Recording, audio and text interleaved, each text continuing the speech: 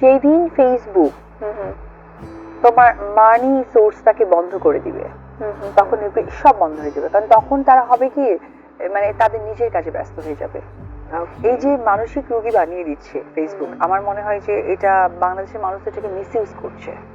তোমার যদি ইউজিং থাকে গুড ওয়ে, তুমি কেন মিস ইউজ করবা?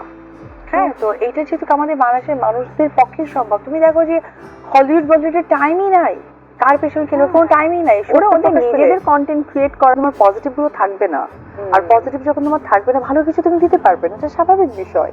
তো আমার কাছে মনে হয় যে কিছু দেশভিত্তিক যদি বিষয়গুলোকে, আমি জানি না, আমি মানে স্যাটেলাইট সম্পর্কে আমার কোনো আইডিয়া নেই, বাট কোনো দেশভিত্তিক যদি এরকম স্যাটেলাইট সৃষ্টি হতো যে এই দেশের কন্টেন্ট বা এই দেশ থেকে ছাড়লে কোনো মানি আর্ন হবে না, আমার এটা হলে খুবই ভালো হতো। স্পেশালি যারা নেগেটিভ কন্টেন্ট ক্রিয়েট করে তাদের জন্য তো একদমই না। এবং আরেকটা ব্যাপার আমি বলি যে ভায়োলেশন কিছু থাকে না, যে এই ভিডিও এই কথা এই ওয়ার্ড ইউজ করা যাবে না, এরকম যে এআই দিয়ে মানুষকে বিকৃতি করছে বা যেটা সত্য না, এইরকম কিছু যদি করা যেত খুব ভালো হতো। খুবই প্রয়োজন, কারণ মাঝে মাঝে এসব কিছু দেখে নিজেরও ভয় লাগে যে নেক্সট কারো না কারো টার্গেট আমার। সব বাদ দাও, ধরো তোমার ছেলেকে তো আমরা চিনি।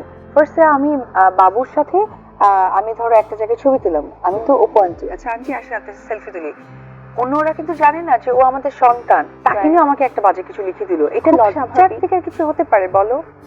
তো এই বিষয়গুলো নিয়ে আসলে ডে বাই ডে অনেক মারাত্মক রোগে পরিণত হয়ে যাচ্ছে।